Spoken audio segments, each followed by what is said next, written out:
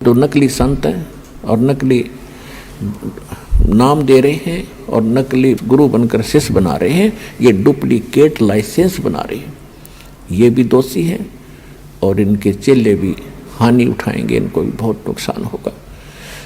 तो दास का उद्देश्य ये है कि इनको सबको सतर्क करूं, सावधान हों। सरेआम टेलीविजन पर कहने लग रहे, पुस्तक बना कर भेज दी, सीडी वगैरह बना कर भेज रहे हैं भक्त, तो किस लिए? तो क्यों नहीं कोई सामने आ रहा? कोई तो कह रामपाल झूठ बोला है, और झूठ जो तो कोई कह दे झूठ बोला, सिद्ध करो एक बात को, झूठ सिद्ध कर दो, एक तो सिद्ध कर दो आप।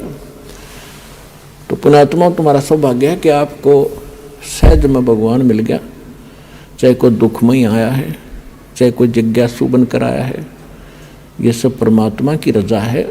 भक्ति मुक्ति के दाता सतगुरु भटकत प्राण फिरंदा, उस साहिब के हुक्म बिना नी तरवर पाथे लंदा। उस परमात्मा की दया से ही आप यहाँ पर उपस्थित हुए। अब प्रसंग चल रहा है कि सिद्ध हो गया कि कबीर इज गॉड। ये कबीर परमात्मा है। कौन कबीर? जो काशी में धारणक रूप में 120 वर्ष रही थी। अब वो परमात्मा कहते, सोचल छिदर मैं करूं अपने जन के काज। अपने भक्त के लिए ना जाने में कितने प्रकार की लीलाएं करता हूँ। कभी कोई रूप बना लेता हूँ, कहीं कुछ रूप में बैठ जाता हूँ, कभी किसी रूप में, यानी उनको सतमार्ग बताने के लिए ही मैं प्रयत्नशील रहता हूँ। गोता मारूं स्वर्ग में जा बैठूं पाताले, कह कबीर ढूंढता फिरूं अपने हीरे मोती लाले। आप परमात्मा के हीरे मोती और लाल हो, जिनके लिए परमात्मा भटक रहे हैं। धर्मदास मेरी लाख दुहाई, और ये सार नाम कहीं बार ना जाए, मूल ज्ञान भी बार ना जाए। एक स्थान पर कहा कि मूल ज्ञान बार ना जाए, फिर कहा कि सतनाम और सार नाम भी कहीं बार नहीं जाना चाहिए। देखो, स्पेयर पार्ट की एक दुकान होती है जिसमें सारे कलपुर्जे रखे होते हैं। अब उसमें रखे तो हैं पुर्जे, लेकिन उन पुर्जों को तो जानने वाला, उन पार्ट्स को जानने वाला इंजीनियर ही गाड़ी बना सकता है, या उसमें कोई डिफेक्ट गाड़ी में हो पुर्जा बदल सकता है, जिसको जानकारी है। तो परमात्मा ने आके ये मंत्र सोहम बता दिया था,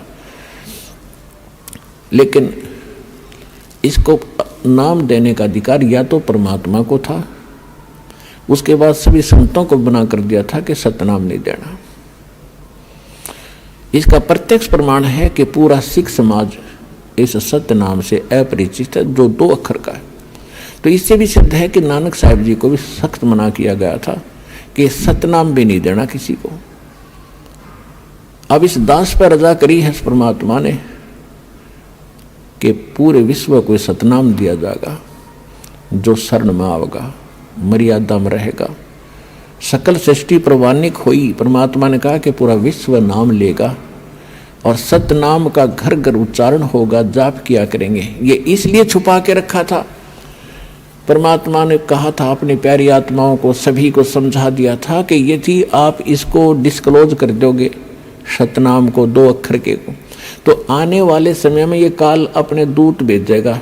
ये जितने राधा स्वामी, दंदन सतगुरु, सच्चा सौदा, सरसार, जगमाल वाली, सिरसा वाले, ये जितने सुधांशु जी हैं, गासाराम, ये जितने बड़े, अब ये सारे काल प्रेरित हैं। इनको ज्ञान नहीं किसी वस्तु का, ना इनको भगवान का पता, ना उनके विधि विधान का पता।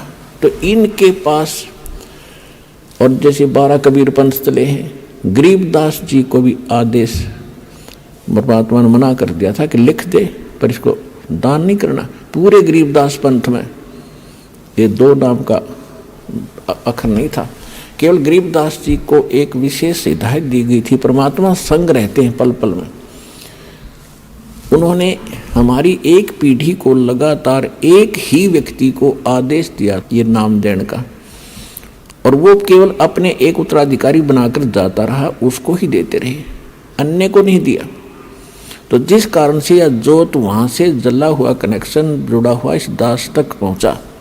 मेरे पूज्य गुरुदेव जी ने ये मंत्र सार नाम किसी को नहीं दिया, सिर्फ मुझे कहा और मेरे को आगे दान करने का और खुल्लम खुला आदेश दे दिया कि अब तुम दान करिए। तुझे फिर से कोई आदेश होगा परमात्मा का। 1997 में परमात्मा स्वयं आकर के इस दास प्रजा करी कि अब इस सारनाम भी प्रत्यक्ष करते बेशक और सतनाम भी खुल्लम खुला दे दे। अब समय आ गया।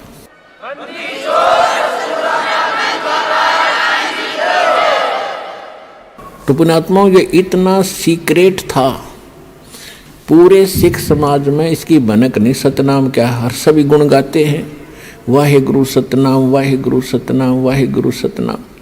ना सतनाम का पता, क्योंकि नानक साहिब जी सतनाम का जाप करते थे 2 अक्षर के मंत्र का, लेकिन आगे नहीं दिया उन्होंने, क्योंकि वो पक्के भगत थे। उनको मालूम था कि बहुत बड़ी हानि हो जाएगी जब काल के दूतों का यथार्थ ज्ञान और यथार्थ भक्ति मंत्र हाथ लग गया था। जिस कारण से आज दास आपको भिन्नता बता रहा है, सारा ज्ञान समझा रहा है, प्रमाण दिखा रहा है, और अन्य संत क्या मंत्र देते हैं वो भी बता रहा है, और यहाँ आने वाले भक्त भी बताते हैं कि वो उन्होंने ये मंत्र हमें दान किए, जो किसी भी संत या किसी ग्रंथ में प्रमाणित नहीं है। उनको कहते हैं मनमाना आचरण। शास्त्र विधि त्याग कर अपनी मर्जी से की जाने वाली साधनाएं व्यर्थ होती हैं, वो फिजूल की होती हैं, जिस कारण से उनको लाभ नहीं हो रहा।